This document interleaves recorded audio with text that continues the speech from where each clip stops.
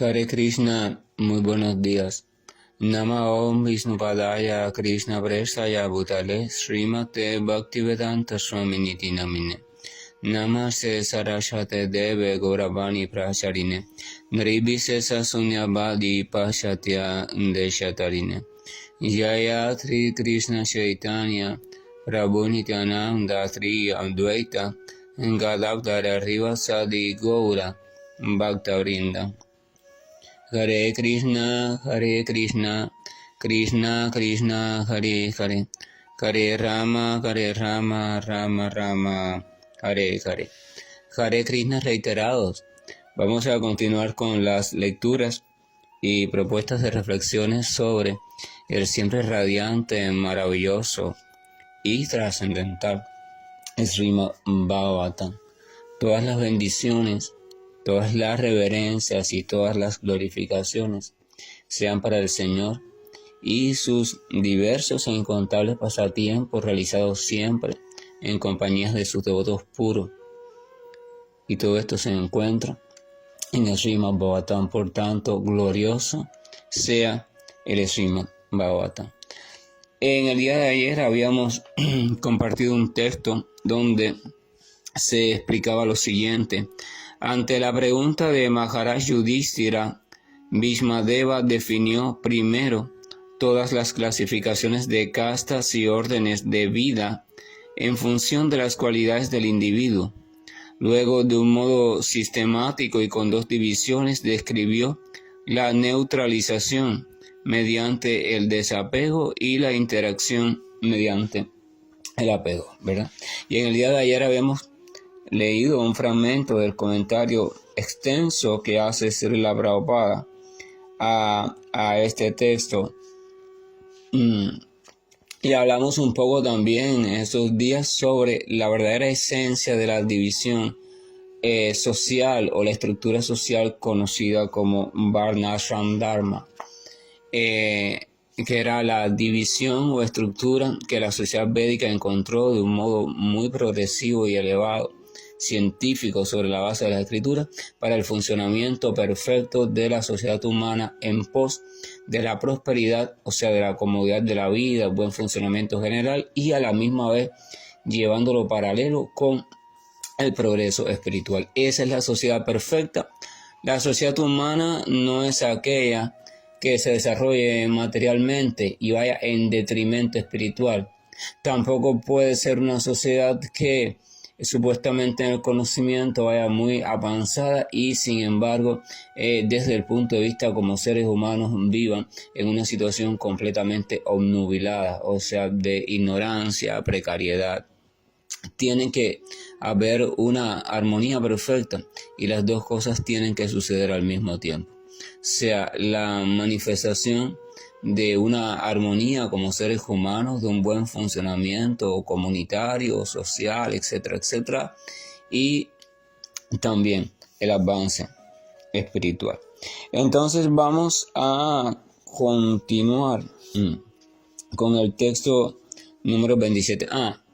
Hacemos hincapié también en que lo mismo tiene que suceder a nivel individual, o sea, lo que se espera no es que el ser humano busque constantemente un supuesto avance tecnológico material, adquisición de esto, de aquello, sino que también comprenda sobre todas las cosas su esencia espiritual y que se dedique a introducir dentro de su vida cotidiana un espacio necesario e imprescindible para el ejercicio o el ejercitar de su conciencia espiritual, hasta que este espacio, por supuesto, va tornándose fijo y hasta que se torne el centro de su propia existencia, pues más tarde o más temprano el cuerpo material tendrá que detenerse y el cuerpo material pasará y todo lo relacionado a él pasará, y a ese ahora, si usted no tiene desarrollada la habilidad de conciencia espiritual ya bien establecida, necesariamente va a ser arrastrado por las fuerzas de causa y efecto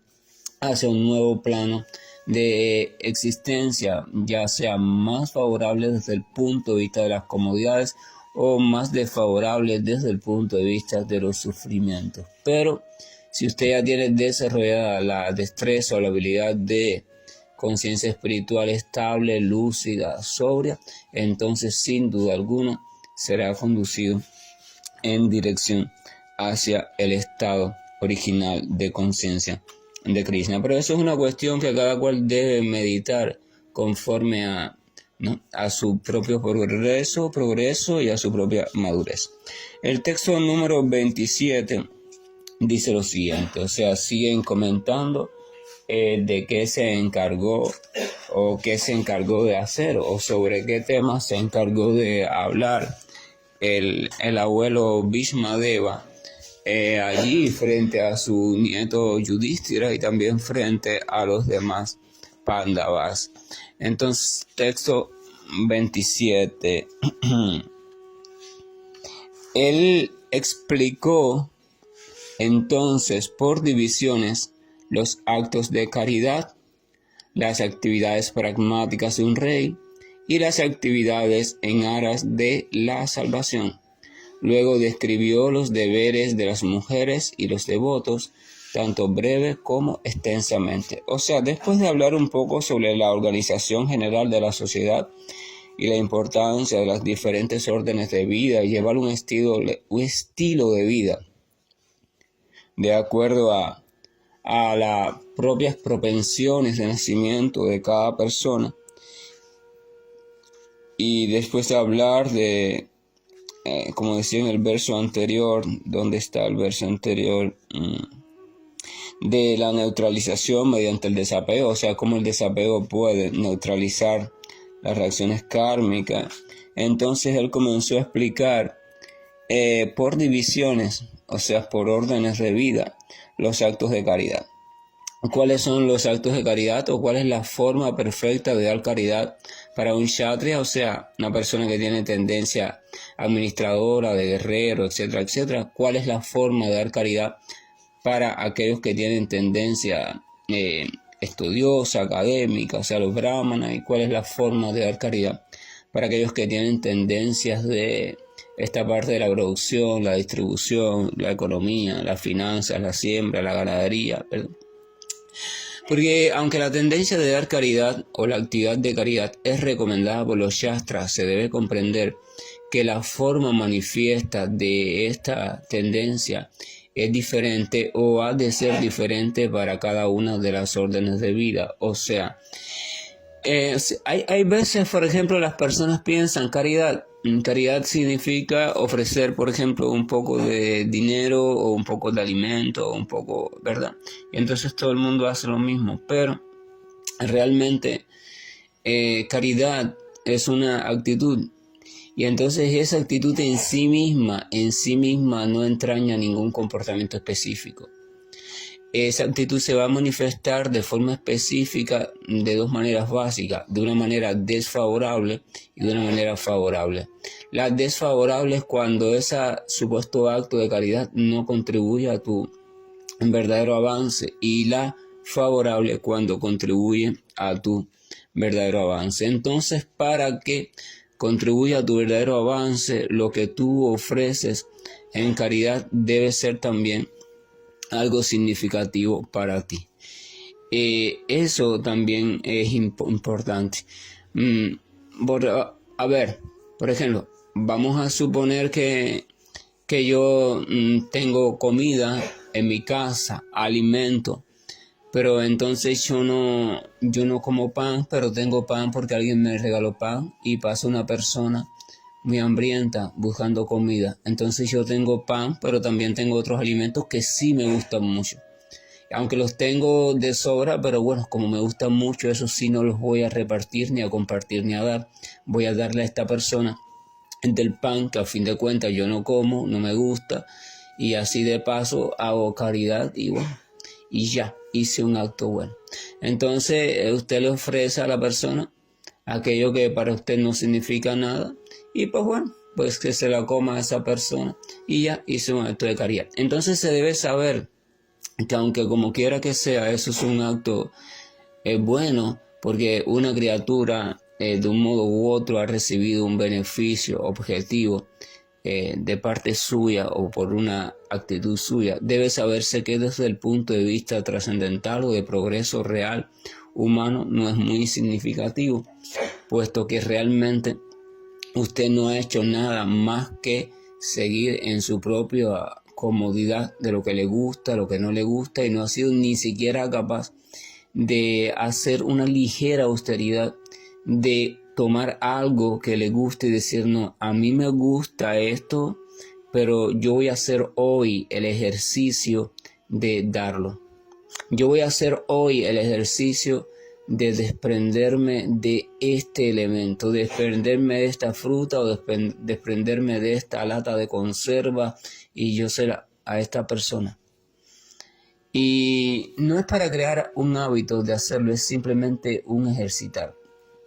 Las cualidades y actitudes de las escrituras que están programadas para la transformación o el estímulo transformador en el ser humano en una dirección positiva, evolutiva y ascendente, siempre deben de irse incorporando en nuestra vida de forma paulatina, primero en pequeñas dosis de forma esporádica y siempre también reforzándose con la compañía, las conversaciones e interacciones entre otras personas que ya realicen lo mismo pero de una forma más amorosa y estable, para que poco a poco, de un modo natural, se vaya integrando ese comportamiento en nosotros. Y entonces uno hace eso. Entonces por eso Vilma de ahora está explicando a Yudhishthira, mira, es muy importante la caridad, pero por ejemplo, el rey debe de dar caridad de cierta manera. Las personas casadas o que viven en familias deben dar caridad de cierta manera. O sea, ¿qué es lo que deben dar en caridad? Los brahmanas deben dar en caridad de esta forma y de esta forma. Los kshatriyas o guerreros deben practicar la caridad de esta forma o de esta forma. Esa cuestión es una cuestión muy significativa. Por ejemplo, cuando un brahmana antiguamente peregrinaba o iba a realizar alguna ceremonia o a transmitir alguna enseñanza en la casa de una familia, entonces esta familia lo acogía y en caridad le daba diferentes tipos de cosas, alimentos, a veces le daba riqueza, o sea, dinero, a veces le daba incluso en aquel momento propiedades de tierra si era un rey esta persona que recibía al brahmana. Y a la vez el brahmana, entonces en caridad, él le ofrecía su conocimiento, la conducción apropiada de los rituales en cuestión, si era el nacimiento de un niño, la iniciación de un niño, el ponerle el nombre, la ceremonia de cuando el niño da los primeros, lo que sea, un matrimonio. O sea, había un intercambio de caridad. Pero este intercambio era desde aquello de valioso que poseía en específico esa persona, o sea, según la orden de vida que esa persona llevara. Una persona de familia, por ejemplo, no podría otorgar en caridad un ritual védico porque no estaba lista para ella, no estaba el conocimiento, no estaban las cualidades. Pero sí podía otorgar en caridad 1% del dinero que ella ganaba con su trabajo o un poco de leche si tenía vaca, o sea, de aquello a lo que ella se ocupaba y de aquello que constituía su tesoro en la vida en este mundo, podría ofrecer caridad brahmana. Y un brahmana no podía ofrecer caridad, por ejemplo, en forma de leche, una vaca, esas cosas, porque él se dedicaba al estudio de las escrituras constantemente. Pero él sí podía ofrecer de caridad conocimiento y una guía certera sobre las escrituras. Entonces no se trata simplemente hagan caridad. Cualquiera podría recomendarle a alguien, hagan caridad, sé caritativo. Pero esa simple información o ese simple consejo puede ser muy salvacionista o puede ser muy destructor. Porque depende de cómo la otra persona asimile el término caridad. Va y la idea que él tiene de caridad es que debe dar, no sé, el % de lo que cobren el salario, no sé cuántos pobres, ¿verdad? Y así, qué sé yo. Lo que quiero decir es que hay que ajustar la recomendación y justo la recomendación, la prescripción más exacta de cómo esa persona desde su vida actual, desde su posición actual, cómo es que puede ofrecer caridad de un modo perfecto y que le permita avanzar. Ese conocimiento es necesario.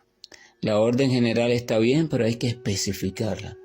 haz esto, pero mira, hazlo así, que en tu caso es la manera favorable de hacerlo. Entonces, eso se aplica para todo, eso se aplica para la fe, se aplica para las oraciones, para el tipo de servicio devocional que uno ofrezca. O sea, sí, haz servicio devocional, haz oraciones al Supremo, eso y aquello, pero eso está general, y entonces la persona puede tomar rumbos confundidos. El maestro espiritual o persona responsable a cargo debe dar entonces instrucciones específicas. Haz servicio devocional de esta manera, haz oración de esta manera, haz así. Él explicó entonces por divisiones, estoy releyendo el texto, los actos de caridad, las actividades pragmáticas de un rey, o sea, los deberes del rey, y las actividades en aras de la salvación, o sea, las actividades religiosas. Luego describió los deberes de las mujeres y los devotos, tanto de una manera breve como extensa. Fíjense que Bhismadeva está instruyendo a su nieto, que es ahora el rey de los Pándavas, Yudhishthira, lo está instruyendo sobre cuál es el papel de cada elemento del reino. Cuál es el papel de la mujer, el papel de los devotos, de los brahmanas, de los kshatriyas, de los vaishyas, de los shudras. Cuál es el papel de los brahmacharis, cuál es el papel de los casados, cuál es el papel de los renunciantes, cuál es el papel de aquellos que están en orden de retiro, cuál es el papel de todos, de los reyes, de todo.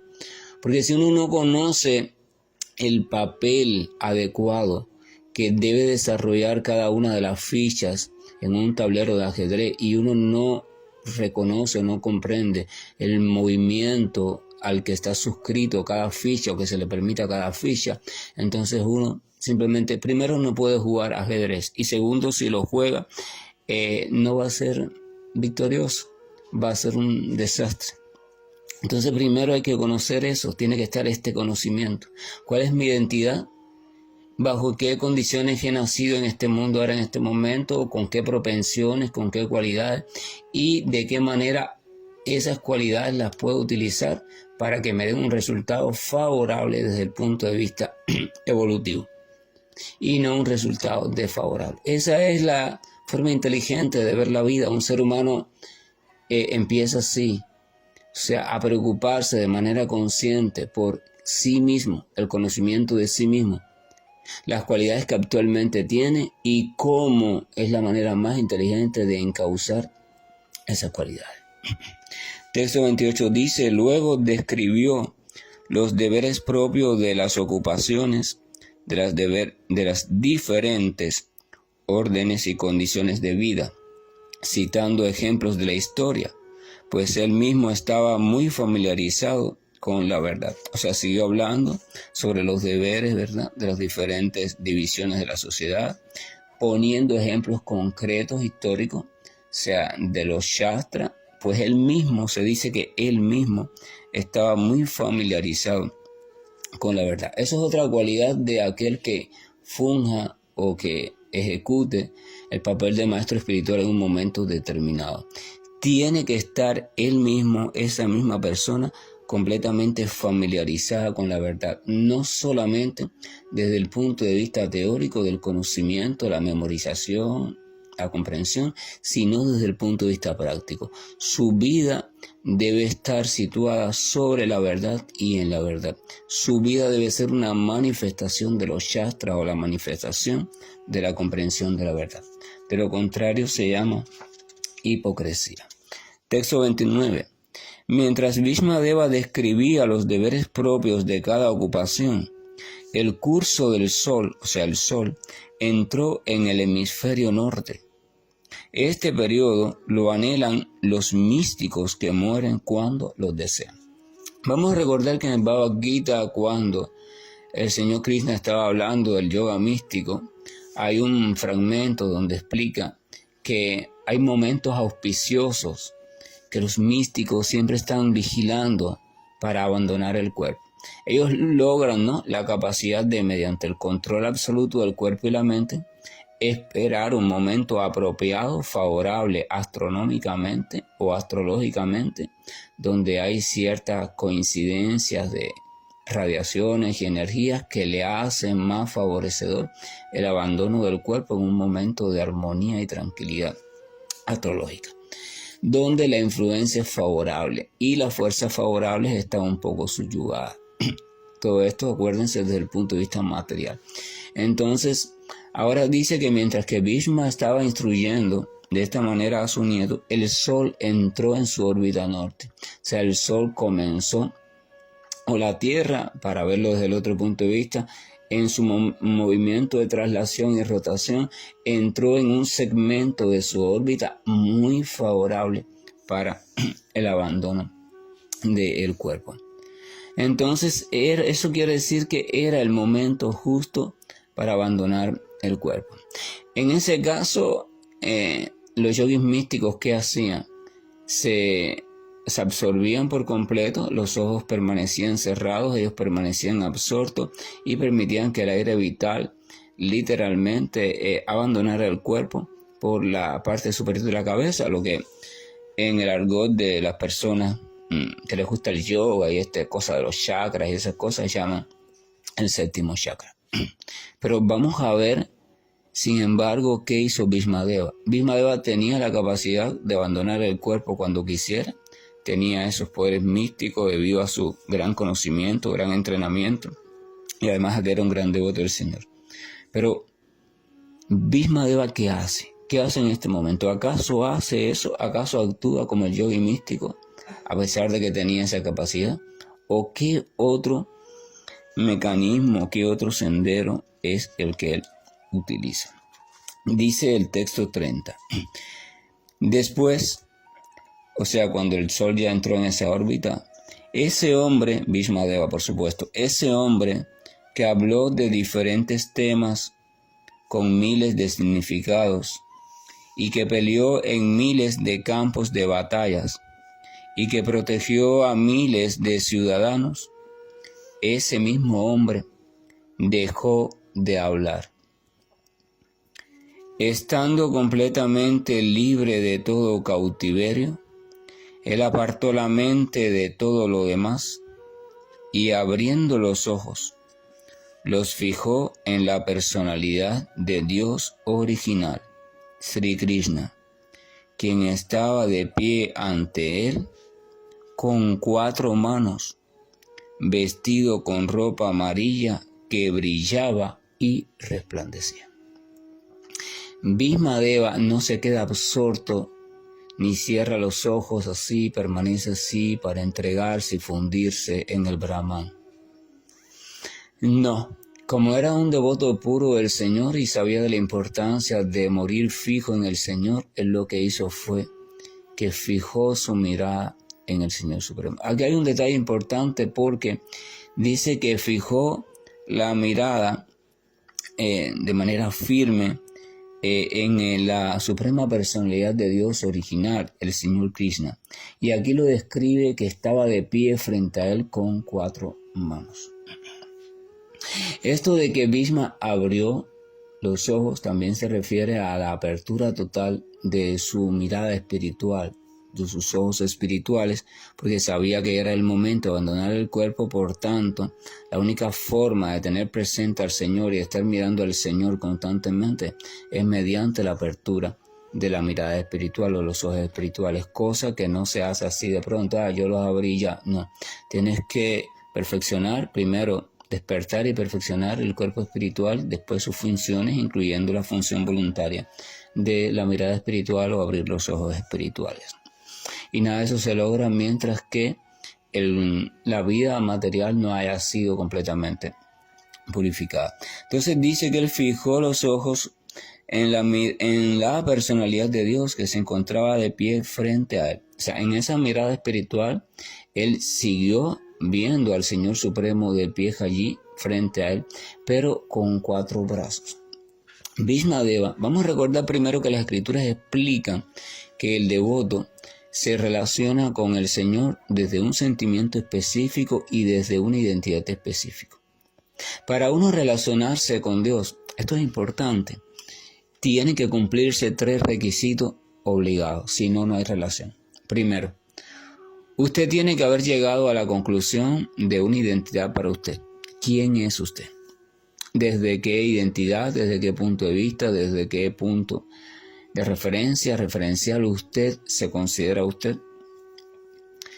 ¿Qué identidad o quién es Dios? ¿Cómo lo considera? ¿Qué es? ¿Cuál es su identidad, su forma, nombre, sus características, lo que usted... Y las características específicas del vínculo que existe entre ambos. ¿Qué tipo de relación hay establecida?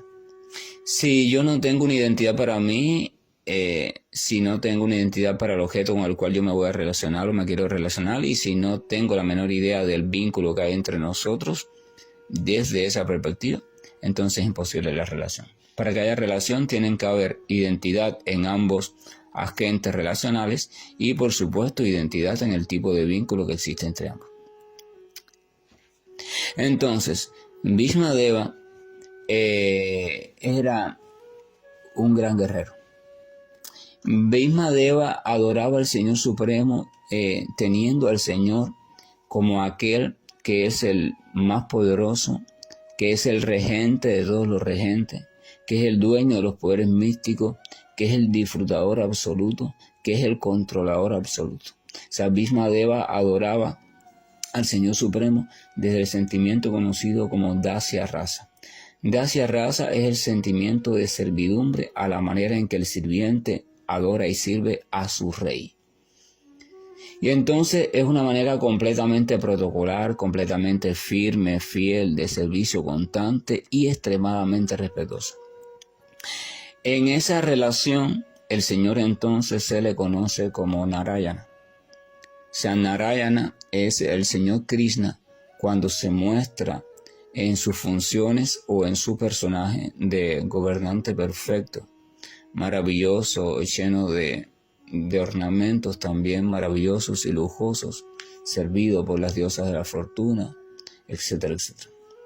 Entonces, como Bhishmadeva concebía al Señor en su forma de Narayana, el Señor en esa forma se manifiesta en una figura muy hermosa, también de apariencia humana, de un color azulado, con una vestimenta amarilla radiante, con ornamentos deslumbrantes todos, o sea, pulsos, pulseras, brazaletes, cosas así, collares, medallones, etcétera, etcétera, y con 4 brazos. Es una figura muy común en la India. Cuando la mayoría de las personas en las casas tienen la figura de Narayana o Vishnu, o sea, y Lakshmi Narayana.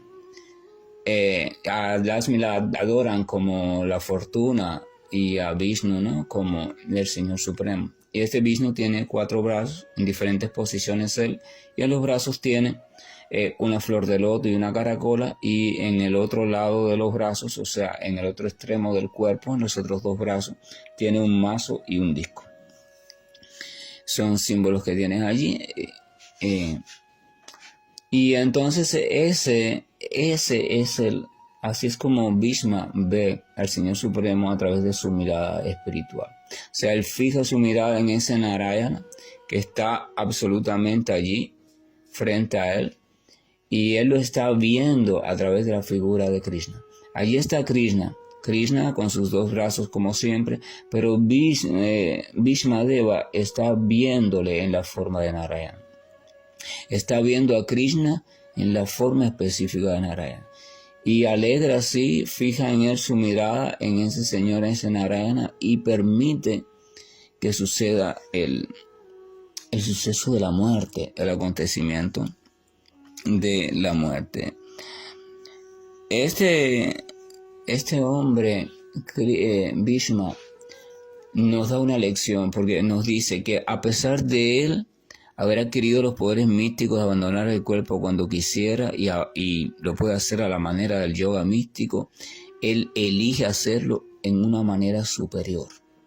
Su finalidad no es fundirse en el Supremo, su finalidad no es hacerse uno con la refulgencia del Brahman, su finalidad no es perder la individualidad, su finalidad es servir por siempre a su Señor. Por tanto, él no le interesa la cuestión mística de la salida mística del cuerpo para fundirse en la refulgencia. Él le interesa que permanezca en él la claridad de la diferenciación entre él y su Señor Supremo, que permanezca la claridad de la figura maravillosa de su Señor para poderla contemplar siempre y él poderle servir constantemente, seguirle sirviendo constantemente, así, a la manera del sirviente y su rey. Por eso, en vez de absorberse en otra cuestión abstracta, lo que hace es que abre bien su mirada espiritual y la fija en Narayana.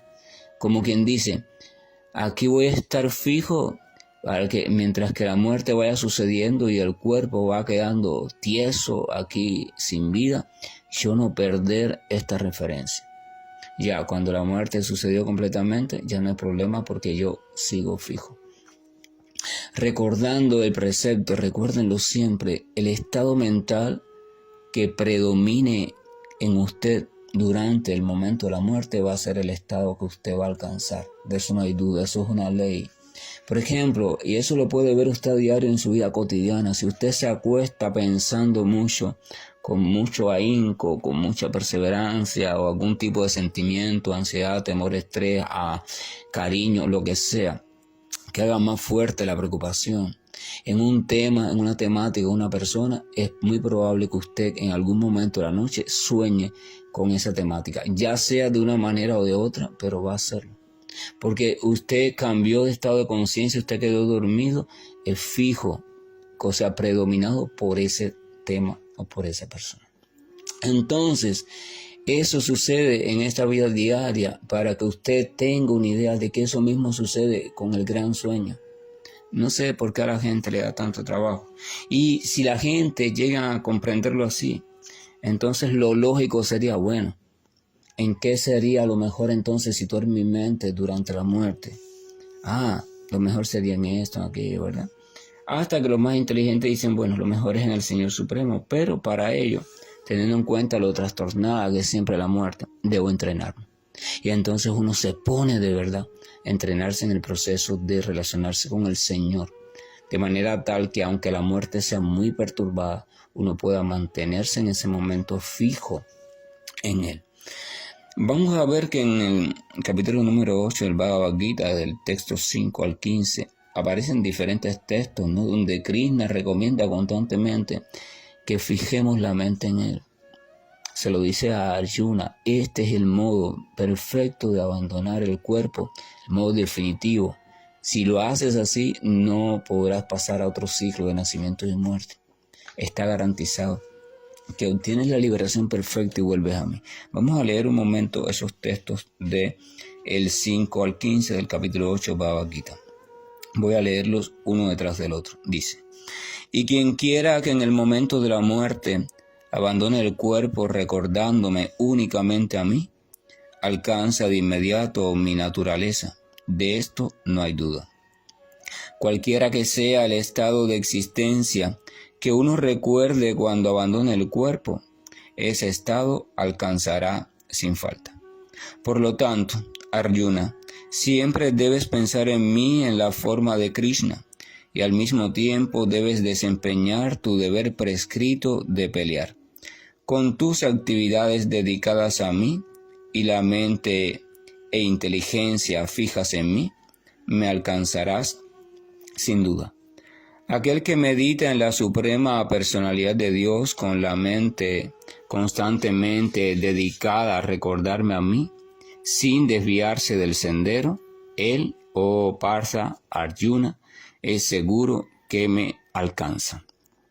Se debe meditar en la persona suprema, considerándolo aquel que lo conoce todo, aquel que es el más antiguo de todos, el controlador, que es más pequeño que lo más pequeño, el sustentador de todo, aquel que está más allá de todo concepto material, que es inconcebible y que siempre es una persona. Él es luminoso como el sol, y como es trascendental, está más allá de esa naturaleza material. Aquel que en el momento de la muerte fija el aire vital en el entrecejo y con plena devoción se dedica a recordar al Señor Supremo, alcanzará ciertamente a la suprema personalidad de Dios. Las personas entendidas en los Vedas que profieren, por ejemplo, el Omkara y que son grandes sabios de la orden de renuncia, entran en el Brahman o en la refulgencia impersonal. Deseando esa clase de perfección, entonces ellos observan el celibato. Pero ahora he de explicarte ese proceso mediante el cual se puede lograr la salvación. La situación yógica es la de estar desapegado de todas las ocupaciones sensuales de la vida material, cerrando todas las puertas de los sentidos y fijando la mente en el corazón y el aire vital en la parte superior de la cabeza, uno se establece en el yoga.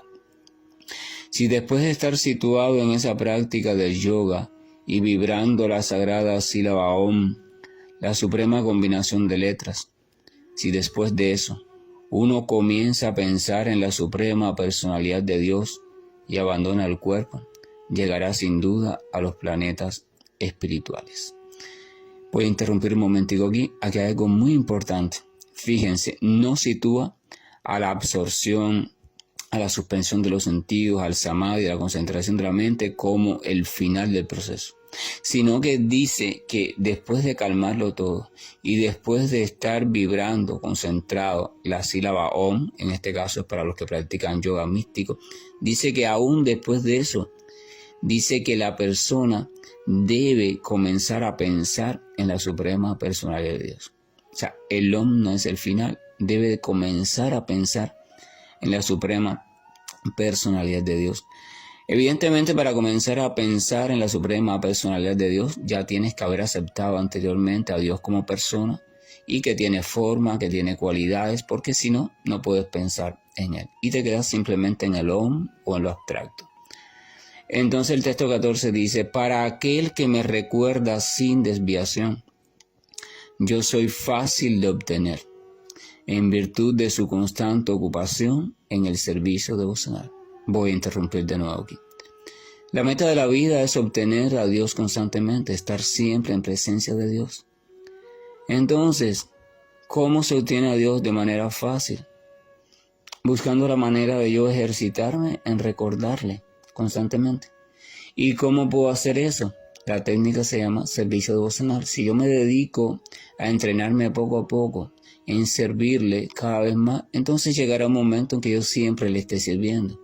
Y si siempre le estoy sirviendo, entonces siempre voy a estar en su presencia. El texto 15 dice, después de alcanzarme, las grandes almas, que son yogis consagrados, nunca regresan a este mundo temporal que está lleno de sufrimientos, porque han logrado la más alta perfección. Ahí termina el texto número 15 del capítulo 8 del Bhagavad Gita. Que la gracia y el amor del Señor nos acompañe. Bendito Señor, que abra nuestro corazón para que podamos comprender que situar nuestra mirada, nuestra atención, nuestra inteligencia, nuestro corazón en Él es el modo recomendado por la esencia básica de las Escrituras, para que el ser humano pueda evolucionar completamente y alcanzar la morada trascendental como entidad totalmente espiritual. Que la gracia y la luz de nuestro Señor haga también que nuestra comprensión se expanda para que comprendamos que la esencia se encuentra en el punto de dedicar todos nuestros esfuerzos al cultivo de una relación favorable de servicio devocional hacia el Señor, donde todo lo demás sea comprendido como algo secundario. Y si acaso lo demás no apoya esa relación, entonces debe entenderse que debe apartarse de nuestra vida. Hare Krishna, buen día. Estoy finalizando la llamada.